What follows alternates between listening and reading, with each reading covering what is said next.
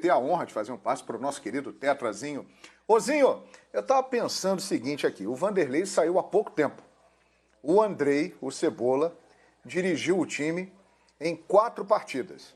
O Palmeiras fez 14 gols. Jogou de uma maneira diferente que vinha jogando na época do Luxemburgo. Ou seja, o Palmeiras, o Cebola pegou de um jeito e vai entregar de outro para o Abel Ferreira. O que o Cebola fez? O que aconteceu nessa transição aí, Tetra?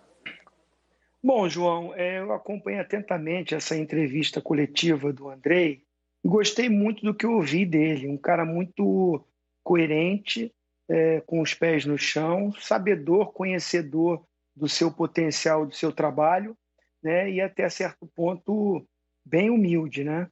E ele fez colocações que eu vou acabar aqui no meu comentário sendo repetitivo, porque eu concordo com ele. Ele não chegou no Palmeiras, não caiu de paraquedas, né? Ele tem um período de trabalho no Grêmio, no Internacional, ele tem um período de auxiliar técnico da seleção brasileira, é um cara que rodou, estudou, se informou, busca o conhecimento e os anos de futebol, porque ele está aí com, se não me engano, 47 anos. Ele falou mais ou menos a idade dele, eu não estou me recordando aqui. Se os amigos souberem. 47, sim. 47 anos. Ou seja, não é nenhum garoto, não, já está um tempo na bola.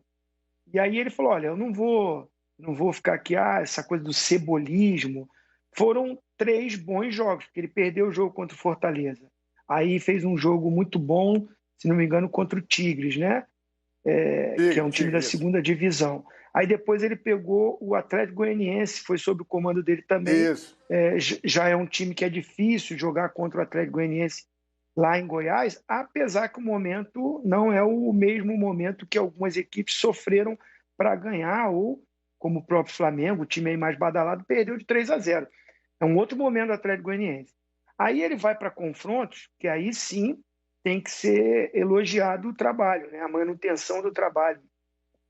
Ele fez mudanças, sim, desse primeiro jogo aí que ele fez contra o Fortaleza, que ele manteve mais ou menos a base que o Vanderlei vinha fazendo. Um meio-campo muito povoado, sem aqueles jogadores de lado de campo com velocidade, que era a cobrança em cima do Vanderlei.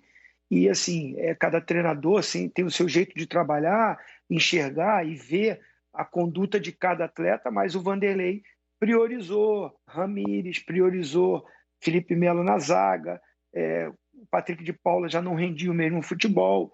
Há colocações que o garoto se excedeu um pouquinho fora de campo, a gente não pode afirmar isso, porque eu não sei, mas que o rendimento dele caiu um pouco, caiu sim.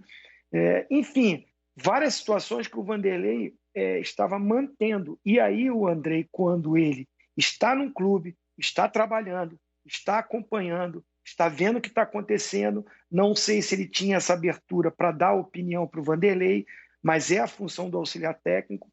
Há uma dificuldade, o auxiliar técnico permanente do clube com o treinador que vem de fora. Geralmente, o treinador já traz o seu auxiliar técnico. Então, ele escuta mais, conversa mais, fala mais com o homem de confiança dele. Então, de repente, o Andrei não era tão ouvido pelo Vanderlei.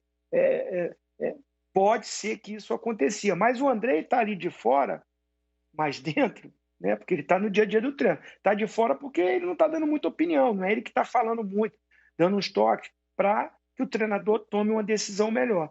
E aí, ele de fora ali, acompanhando, vendo isso tudo, ele, bom, agora mantive isso aqui, galera, contra o Fortaleza. Não deu certo. Como eu estou no comando, agora eu vou fazer da minha maneira. E para mim ele mudou muita coisa. Foi falado já na reportagem. A manutenção realmente do Gabriel Menino de lateral. É onde ele está sendo convocado para a seleção. Marcos Rocha machucado, o Mike não dá uma sequência, ele prefere colocar o garoto que está sendo convocado para jogar na seleção nessa posição. Mais vitalidade, mais confiança, com a personalidade maior no momento que a cobrança no garoto não é a mesma que está sendo para o Mike e para o Marcos Rocha. E aí ele coloca o Felipe Melo, que para mim é o melhor volante que o Palmeiras tem. Isso eu não estou falando agora, não. Desde a época lá que o Vanderlei colocava o Felipe Melo de zagueiro. Inclusive, ele veio no nosso programa e eu perguntei isso para ele. Acho que o Pascoal e o Mauro Naves estavam no mesmo programa, foi o Jogo Sagrado, e ele falou que o Felipe Melo não tinha mais a velocidade para ser o primeiro volante, para fazer as coberturas, de trás com a experiência. A proposta de jogo que ele queria era mais velocidade na saída de bola. Só que o Ramires não deu isso, o Bruno Henrique não deu isso, o próprio Patrick, às vezes, fez isso, mas depois estava prendendo muito a bola e não estava dando essa sequência. Então, o melhor volante, o Andrei pegou e colocou ele, experiente, líder, capitão, né, que enxerga o jogo, que já sabe os atalhos do campo, e colocou um time mais ousado, porque muita gente diz o Zé Rafael do lado dele, para mim não é. Para mim, o Zé Rafael está numa linha à frente, que ela é composta pelos dois jogadores de lado, Zé Rafael e o Veiga, com o Luiz Adriano como a referência. Então, eu acho que ele faz um 4-1, 4-1. Claro que depois, quando ele pega a bola, se transforma num 4-3-3 ou 4-1-2-3. Você pode escolher, né, a formatação. A verdade é que os dois atacantes, os dois jogadores de lado, se tornam atacantes ao lado do Luiz Adriano, dando essa possibilidade para os meias, opção do passe, né, para a entrada em diagonal desse jogador. Isso é trabalho do Andrei. Eu acho que é ele que mudou isso tudo. O Vanderlei tinha a pretensão de fazer isso, mas não fez. E não sei se treinava isso. E a gente vê um Palmeiras jogando, vem, organiza, compactado e com um contra-ataque muito rápido. Isso é o treinamento, é a mão do treinador, é o Andrei que fez isso, que para mim tem até mais currículo do que o treinador que está chegando, se bobear, né? Espero que tenha maior sucesso o Abel Ferreira, que possa vir com a sua metodologia de trabalho, mas, na verdade, se você for olhar para o currículo, né, o Andrei já trabalhou na seleção brasileira com o Dunga, que a cobrança é muito maior.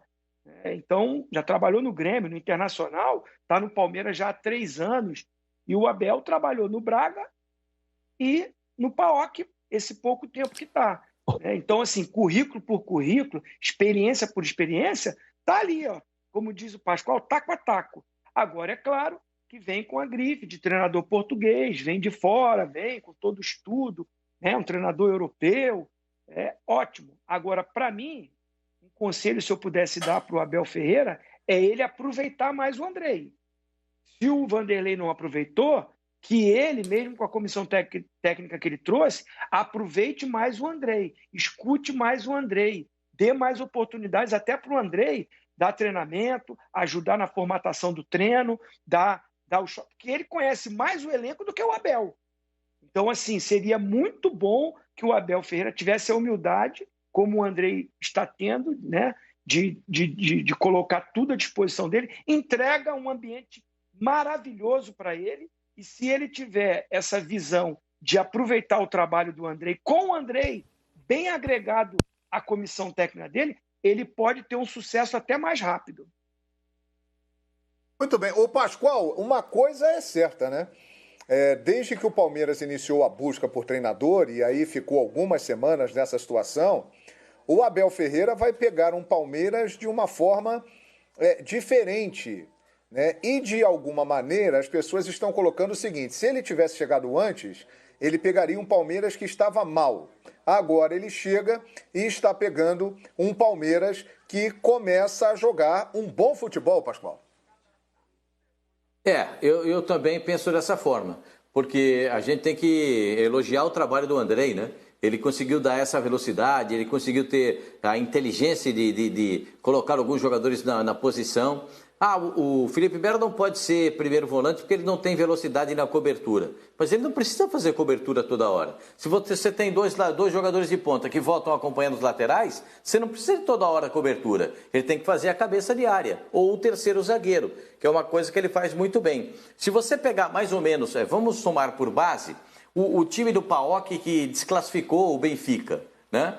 Jogou com um volante de terceiro zagueiro, né? Sempre com a formação aqui mais posicionada, pegando as bolas de contra-ataque. O Palmeiras de ontem, contra o Atlético Mineiro. O que é que o Palmeiras fez? Ao invés de dar o bote lá em cima, tira o espaço do Atlético. voltou, se posicionou um pouco mais atrás e o Atlético não tinha espaço para jogar no campo ofensivo. Tinha que criar o espaço e não conseguiu criar, porque o Palmeiras teve uma ótima marcação. E quando o Palmeiras pegava a bola, saía em velocidade no contra-ataque. Perdeu alguns gols, perdeu. Perdeu, o Rony perdeu algumas possibilidades, perdeu. Rafael Veiga perdeu 2, também perdeu. Mas fez 3. Palmeiras construiu um placar jogando um bom futebol, de maneira inteligente. O que me chama a atenção é que o Sampaoli, um treinador tão experiente, com 2 Copas do Mundo no currículo, não tenha percebido como é que o Palmeiras estava jogando. O Palmeiras tirou o espaço do Atlético. Se ele tira o espaço, ele pegou e adiantou os 2 laterais. Ou trouxe depois um momento o Guga para dentro para fazer o terceiro zagueiro e liberou o Júnior, o outro zagueiro por dentro, o Júnior Alonso, para chegar um pouco mais na frente como se fosse o goleiro. Olha o buraco que ele abriu na defesa. Repara os 2 gols que o Palmeiras fez no segundo tempo. O Júnior Alonso, ele está longe, mas muito longe de chegar. Aí você vai falar, a culpa é... não, a culpa é do lateral. Dá uma olhada, o Guga não acompanhou. Mas como é que ele vai acompanhar? Ele errou a bola lá na saída de jogo, lá no meio campo. O Wesley passou por ele como um foguete. O Rony passou por ele como um foguete. É só você reparar, olha esse gol lá, onde é que já está o Rony na frente do Guga? Olha isso aí, ó. É uma eternidade. O Júnior Alonso, parece que ele tem que tomar um táxi para chegar no centroavante do Palmeiras. Olha lá, Júnior Alonso correndo igual desesperado, o outro zagueiro correndo desesperado, a bola vai no Rony cesta. Tudo desarrumado. Eu fico impressionado que um treinador que tem 2 Copas do Mundo no currículo, vice-campeão brasileiro no ano passado, deixa um time tão desarrumado assim. Eu fico espantado. Fico espantado. Não é só atacar. Não é só pegar a bola e atacar. Você tem que ter coordenação. Você tem que ter uma ordem de jogo. Então, esse gol aí, então, é absolutamente primário. Dá uma olhada nisso, gente. Ó, olha a arrancada do Zé Rafael, igualzinho. Dá uma olhada lá em cima como é que chega o Wesley. De novo. O Guga não ia chegar. Tá tudo bagunçado. Cadê o zagueiro central? Você encontrou com ele aí? Você encontrou com o Júnior Alonso? Vê se você vê ele aí na imagem.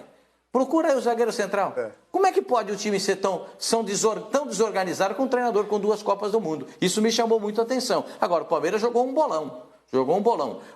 João, um retrato daquilo que eu recebi de informação de 3 pessoas, de 3 fontes do Palmeiras. O Abel Ferreira acompanhou o jogo ontem, quase que calado o tempo todo.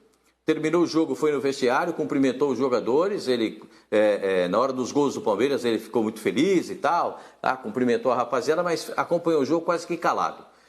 Depois foi perguntar para o Edu Dracena algumas situações de vestiário, de comportamento, essas coisas todas, e se comprometeu hoje a conversar com o Abel, com o Cebola, o Abel conversar com o Cebola, para ver o que estava sendo feito, qual é o trabalho, exatamente como o Zinho falou agora há pouco. Aproveitar o conhecimento do Cebola, do que ele tem do elenco, do que ele pode apresentar como uma situação futura. Hoje ele chegou muito cedo na academia, os jogadores reservas fizeram treinamento, só amanhã o Abel dará o primeiro treinamento para o Palmeiras e na quinta-feira ele já estará no banco de reservas. Ele demonstrou muito interesse em conversar com os dirigentes da área das categorias de base, ele quer esse intercâmbio muito mais acentuado, ele quer ver outras peças, já existem algumas, ele quer ver outras peças no time do Palmeiras e disse para algumas pessoas que quer realmente que o Andrei, o Cebola, esteja próximo dele para que ele possa ter o conhecimento, aproveitar isso, tanto o Andrei quanto o Edu Dracena, que estão lá, para ele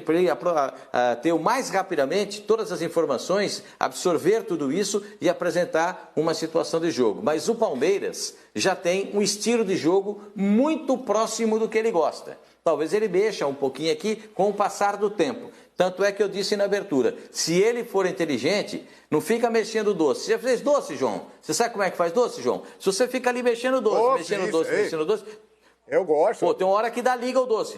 Doce de leite. Tem uma hora que dá liga, não dá liga. Quando você está mexendo ali, deu a liga. Aí você não precisa mexer mais. Tira do fogo e não precisa mexer mais. Se você mexer, desanda. Exato. Aí amolece, fica tudo requenguela. Agora, pegou no ponto, deu no ponto, é o teu negócio. O negócio deu liga, tá no ponto. Palmeiras está no ponto, não precisa mais mexer o doce. É só deixar agora o doce caminhar, porque aí você vai fazer um docinho bem legal, vai modelar e tal, vai entregar bem legal. Outra coisa, a direção do Palmeiras, essa é a informação, a direção do Palmeiras entende que nunca foi tão tão possível a chegada do Palmeiras à final da Libertadores da América. Exatamente pelo chaveamento que tem o Palmeiras, vai ter mais dificuldade se chegar a uma semifinal, mas tem que ter dificuldade numa semifinal e tem que ter dificuldade na final.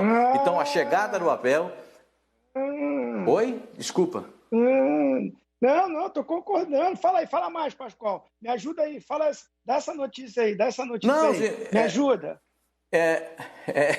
Isso é informação, não é informação. A direção do Palmeiras, com os conselheiros do Palmeiras, o presidente do Palmeiras, os dirigentes do Palmeiras, entendem que é factível a chegada do Palmeiras à decisão da Libertadores da América, porque nas duas próximas fases o Palmeiras entende que a perspectiva é muito boa de se passar pelas quartas, e nas oitavas e nas quartas, chegando até a semifinal.